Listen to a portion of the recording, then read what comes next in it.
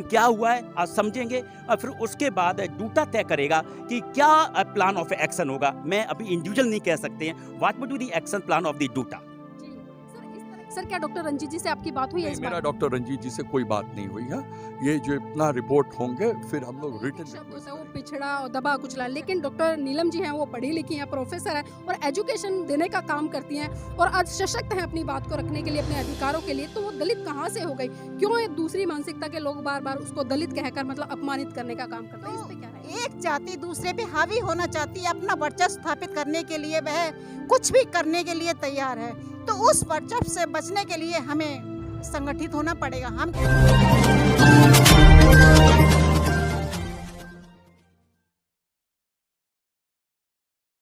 अभी मेरे साथ में राजीव जी हैं जो कि डूटा के प्रेसिडेंट हैं। उनसे जानना चाहेंगे कि दिल्ली यूनिवर्सिटी में अभी लक्ष्मीबाई कॉलेज में दो जो घटना घटी है, सर उस पर डूटा ने क्या संज्ञान लिया है?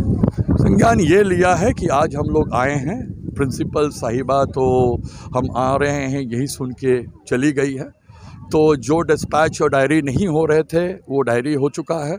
पुलिस भी आज इंक्वायरी प्रिलिमिनरी करके गया है। हमारा डिमांड है कि इम्पार्शियल और फ्री टाइम बाउंड इंक्वायरी हो इसके ऊपर। सर क्या ये नहीं लगता कि जिस तरह से इस घटना को अंजाम दिया गया है, यहाँ पर एक जातिवाद बहुत बुरी तरह से हमें देखने को मिला है कि पर्टिकुलर 15-16 लेक्चरार के बीच में एक दलित टीचर्स के ऊपर हाथ छोड़ देना, तो किस तरह से देख रहे हैं? मैं आज के दिन में ये दलित वर्सेस नॉन दलित के पिक्चर मैं नहीं दे रहा हूँ। इसके ऊपर इंक्वायरी हो। हम तो जो टीचर डॉक्टर नीलम के लिए आए हैं, बट ये पिक्चर ये करूँ कि दलित विज़वी अदर्स है, ये नहीं। इंक्वायरी हो और उसके ऊपर जो इंक्वायरी में डिसीजन होंगे उसके ऊपर होगा। वायलेंस वो जो करे वो उसके ऊपर दंड होना चाहिए। लेकिन सर डूटा है, डूटा के पास में भी अपनी एक पावर है, वो क्या इस तरह से सहयोग कर पाएगा कि जो डॉक्टर रंजीत है उसको रस्टिकेट करा पाए इस घटना को लेकर? देखिए, हम किसी के रस्टिकेशन तो बात नहीं है या टर्मिनेशन या कौन, ये कोई डिमांड तो हमारे से है नहीं। कोई आपसे ये डिमांड किया है क्या? मेरे हिसाब से नहीं किया है। तो जिस डिमांड नहीं हुआ है उस डिमांड के ऊपर हम क्यों वो पोजीशन ले? नहीं, डॉक्टर नीलम है, लगातार उनकी यही डिमांड है कि जिस तरह से इस घटना को अंजाम दिया गया है, क्योंकि देखिए इतने लोगों के बीच में थप्पड़ छोड़ना ये कोई छोटी मोटी घटना नहीं है सर। एकदम छोटी मोटी घटना नहीं है। तो इंक्वायरी होते हुए एक्शन हो, तो आप तो उसके ऊपर डिसीजन ले रहे हो ना, बस कि आप पहले से ही क्या एक्शन होंगे या पनिशमेंट होंगे आप डिसाइड कर रहे हो। वो डिसीजन डूटा नहीं लेते। जी, आज की मीटिंग में जैसे डॉक्टर रंजीत जी को भी यहाँ पर बुलाया गया था, वो नहीं आई हैं और ना ही किसी के फ़ोन उठा रही हैं। तो क्या लगता है कि जो घटना घटी है, किसने बोला कि उनको बुलाया गया था? अभी मेरी प्रोफेसर नीलम जी से बात हुई है और कई स्टाफ के लोग हैं उनसे नहीं, बात मेरे हुई को नहीं पता। हम तो उनसे नहीं बुलवाए थे। हम नीलम जी को बुलाए थे क्योंकि नीलम जी की चिट्ठी से हम लोग यहाँ आए हैं और एसोसिएशन की चिट्ठी से आए हैं। और इतने सारे लोग आप देख ही रहे हो, अभी तो थोड़ा कम हो गया है। तो लोग आए हैं और ज़रूर इसके ऊपर कार्रवाई होंगे। सर लमसम में कितना समय लग सकता है इस मैं वजह से? ये एस्ट्रोलॉजी में मेरा विश्वास कभी से नहीं था। ये स्यूडो साइंस है, जल्द से जल्द होंगे। सर क्या डॉक्टर रंजीत जी से आपकी बात हुई है नहीं, इस मेरा बारे में? डॉक्टर रंजीत जी से कोई बात नहीं हुई है। ये जो इतना रिपोर्ट होंगे फिर हम लोग रिटन रिक्वेस्ट करेंगे उनसे। नहीं, आप जो आंसर क्वेश्चन शायद पूछ रही हो कि उनके पक्ष आया है कि नहीं, अभी तक डूटा के पास उनके पक्ष नहीं आया है। ज़रूर उनके पक्ष भी हम लोग सुनेंगे। पूरे देश में आजकल माहौल यही है कि दलितों को या फिर हम बहुजन समाज के लोगों को जानबूझकर पीटा जा रहा है, रेप किया जा रहा है, मर्डर किया जा रहा है। और कोई भी 26% केसेस पिछले 5 सालों में बढ़े हैं और उसको सिर्फ जो कन्विक्शन रेट है वो 2% है और 96% लगभग केसेस पेंडिंग है। अब हम गांव के जो गरीब लोग हैं, हम उनसे वो अपना क्या करते हैं, वो जो बाहुबली हैं वो अपना केस नहीं उठा पाते। मतलब और हम यहाँ पर जो अभी थप्पड़ मारा है, अगर हम जो एक पहले तो टीचर है, टीचर ये हमारे जो पूरा टीचिंग समाज है जो दिल्ली यूनिवर्सिटी के, उसके ऊपर तमाचा है। अगर हम अपनी बात यहाँ पर नहीं उठा पाएंगे और साथ में टीचिंग के साथ वो एक दलित भी है और मुझे तो यही लगा है उसको मारने के पीछे कोई पिछला कार्ड भी रहा होगा जो मतलब एक आपको पता है दलित को किस तरह से देखा जाता है, तो ये दलित होने के नाते उसको पीटा गया है, मैं ये बताऊं आपको। और एक मानसिकता ये नहीं, आजकल देखो कितने भी पढ़े लिखे क्यों ना हो जाए, उनकी मानसिकता वो ही रहती है। आप IAS देख लो, IPS देख लो, टीचर्स देख लो, और उनकी कभी जब उनका देखा कि वो अपनी हक मांगते हैं तो उनको इस तरह से पीटा जाता है और पीटा जा रहा है। सर अभी प्रशासनिक तौर से क्या डिमांड है आप लोगों की? हमारी ये है, पहले तो हमारा ये है कि यहाँ पर जो शायद मुझे पता पड़ा है कि जो यहाँ पर एक एप्लीकेशन, एक कंप्लेंट यहाँ पे देना चाह रही थी प्रिंसिपल को, वो भी उन्होंने एक्सेप्ट नहीं किया है। और जो केसेस यहाँ पर एक जो पुलिस स्टेशन में SHO, वहाँ पर भी वो केस रजिस्टर नहीं कर रहे थे, बाद में भी एक नॉर्मल केस उन्होंने रजिस्टर किया है।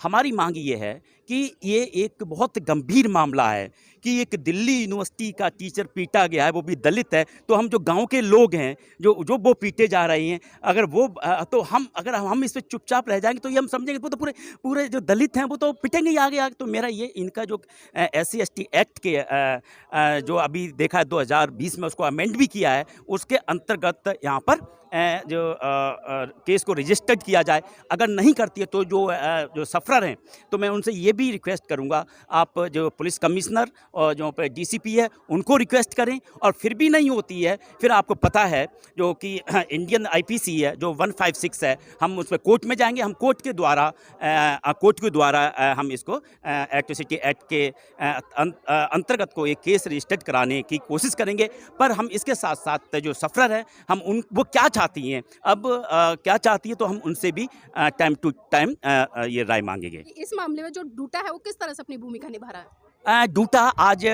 इनका क्या प्लान ऑफ एक्शन होगा? आज हमारी जो डूटा के मैं सोशल डेमोक्रेटिक टीचर फ्रंट की तरफ से मैं डॉक्टर SK सागर हूं, और आज जो डूटा के ही लोग यहां पर आए हैं, क्योंकि ऑफिशियली यहां का जो स्टाफ एसोसिएशन है उन्होंने इनवाइट किया है हम लोगों को डूटा की तरफ। तो हम अपनी राय रखेंगे, हम क्या हुआ है आज समझेंगे, और फिर उसके बाद डूटा तय करेगा कि क्या प्लान ऑफ एक्शन होगा। मैं अभी इंडिविजुअल नहीं कह सकते हैं what would be the action plan of the due to.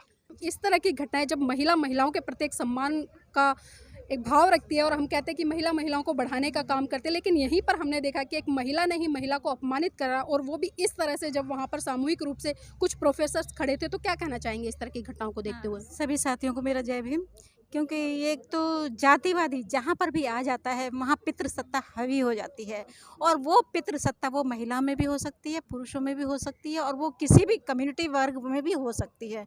ऐसा नहीं है कि भाई हमारे वर्ग में कुछ ऐसा है तो जो थोड़ा सा पढ़ जाते हैं तो पुरुष वर्ग में पितृसत्ता आई हुई है।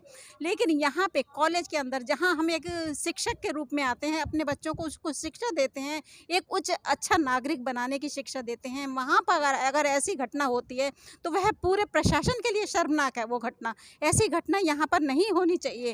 तो इससे हमारे समाज में जो मैसेज जाता है, हमारे बच्चों में जो मैसेज जाता है, वह मैसेज बहुत गलत है कि भाई अगर स्कूल प्रशासन इस तरीके की घटना घटेगा और एक टीचर दूसरे पे हाथ छोड़ेगा तो वो बच्चे उससे क्या एजुकेट लेंगे? फिर बच्चे भी टीचर्स के करने के लिए, रेस्पेक्ट करने के लिए मना कर देते हैं।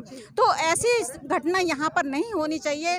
प्रशासन को, पूरे प्रिंसिपल को यहाँ पे ये समझना चाहिए कि भाई हम बच्चों के लिए क्या शिक्षा दे रहे हैं। दूसरा यहाँ पे आ जाता है जातिवाद, क्योंकि नीलम एक छोटी जाति से हैं, दलित जाति से हैं, तो वो चाहती हैं कि भाई दलित जाति पे हावी हुआ जाए, क्योंकि आज ये पूरे देश में चल रहा है। कल मैं तुगलकाबाद में भी गई थी तो वहाँ पे भी यही घटना घटी थी। तो एक जाति दूसरे पे हावी होना चाहती है, अपना वर्चस्व स्थापित करने के लिए वह कुछ भी करने के लिए तैयार है।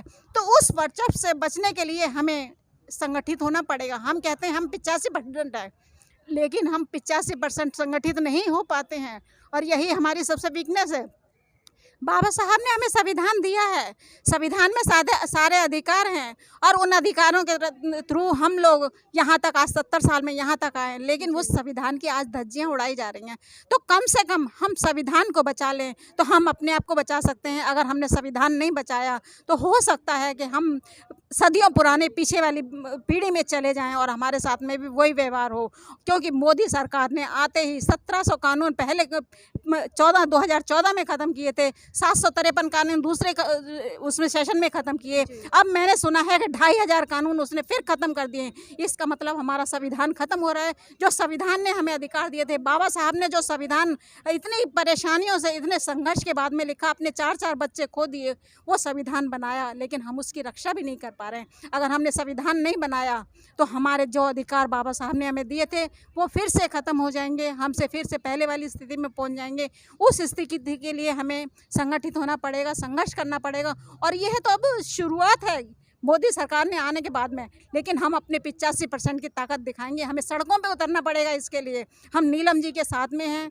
यहाँ जातिवाद होगा, जहाँ शोषण होगा, जहाँ महिला शोषण होगा, क्योंकि महिलाएं भी बराबर का हक रखती हैं। देश के आधी आबादी महिलाएं हैं। अगर महिलाओं को उनका अधिकार नहीं मिला तो आधी आबादी उनके साथ में खड़ी हुई है। मैडम एक सवाल और लेना चाहूँगी। अक्सर हम बात करते हैं कि दलित समुदाय की, और जब भी किसी तरह का शोषण या अत्याचार होता है तो हम एक दलित शब्द कह के संबोधित करता है कि ये दलित है, इसलिए ऐसा हुआ है। लेकिन अगर मैं डॉक्टर नीलम के संदर्भ में बात करूँ तो दलित एक शब्द होता है, वो पिछड़ा और दबा कुचला। लेकिन डॉक्टर नीलम जी हैं, वो पढ़ी लिखी हैं, प्रोफेसर हैं और एजुकेशन देने का काम करती हैं और आज सशक्त हैं अपनी बात को रखने के लिए, अपने अधिकारों के लिए। तो वो दलित कहाँ से हो गई? क्यों एक दूसरी मानसिकता के लोग बार बार उसको दलित कहकर मतलब अपमानित करने का काम करते हैं? इस पे क्या राय आपकी? ये इनके दिमागों में पहले से ही दलित शब्द जो भरा हुआ है, क्योंकि हमें जो अधिकार मिले हैं वह संविधान के द्वारा मिले गए और वो सोचते हैं कि ये अधिकार इनको नहीं मिलने चाहिए। उन अधिकारों को ख़त्म करने के लिए हम लोगों पे प्रेशर बनाया जाता है कि ये पढ़ लिख कर अब आवाज़ उठाने लगे हैं, ये अच्छे स्टेटस पे पहुंच गए, इन्होंने अच्छी अच्छी बिल्डिंगें बना ली हैं, इनका स्टेटस वहाँ से जहाँ से उठा है इनको वहीं पर डाउन होना चाहिए। उस स्टेटस को डाउन करने के लिए, उस एजुकेशन को ख़त्म करने के लिए इन्होंने सबसे पहला प्रहार जो किया है वो हमारी एजुकेशन पे किया है। और एजुकेशन को प्राइवेट करके हमारी पहुंच से इतना दूर बना दिया है कि भाई हज़ारों की जो हम लोग हज़ारों की आमदनी नहीं होने के बावजूद हम अपने बच्चों को किस तरीके से पढ़ा सकते हैं। ऑनलाइन एजुकेशन हमारे बच्चों से छूटती जा रही है, जिसके कारण हमारे बच्चे जो गाँव देहातों में रहते हैं, जहाँ 60% 70% आबादी है, वे हमारे बच्चे एजुकेट नहीं हो रहे हैं। तो एजुकेशन में कंपटीशन में कैसे आ पाएंगे? जो 70 साल में आ गए हैं वो शायद अब उम्मीद ना हो, क्योंकि हमें पढ़ने के बावजूद भी अगर वही स्थिति देखनी है तो हमें अपने संघर्ष को दुगनी रफ्तार से देनी होगी।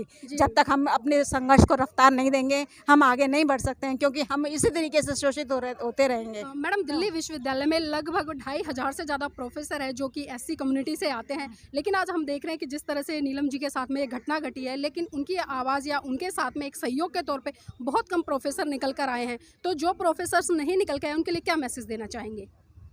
मैं यही कहूँगी कि जब तक हम खुद संगठित नहीं होंगे तब तक हमें न्याय नहीं मिलने का है। क्योंकि जो एजुकेशन हमें बाबा साहब ने, अगर बाबा साहब भी यही सोचते तो संविधान नहीं बनाते। और बाबा साहब ने हमें जो दिया है वो उनकी बदौलत है, जिसकी वजह से हम यहाँ तक उठ के आए हैं। और हम एजुकेट अपने से आने वाली पीढ़ी को एजुकेट करना चाहते हैं तो हमें संविधान बनाना होगा। वो सोचते हैं कि अगर हम आवाज़ साथ में खड़े नहीं होंगे तो हमारी नौकरी बच जाएगी। वह अपनी नौकरी बचाने के चक्कर में शायद ऐसा हो सकता है, लेकिन हमें एक न एक दिन आगे आना पड़ेगा। हमें अपने लिए नहीं, अपने आने वाली पीढ़ी के लिए। हम कितने दिन बैठ के जो जमा पूंजी है उसको कितने दिन बैठ के खा सकते हैं, क्योंकि आज मोदी ने वो हालात पैदा कर दिए हैं कि भाई जो जमा पूंजी है उसे भी खर्च किया जाए। रोजगार छीन लिए, रोजी रोटी छीन ली, हमारे उद्योग धंधे छीन लिए, वो ठप कर दिए।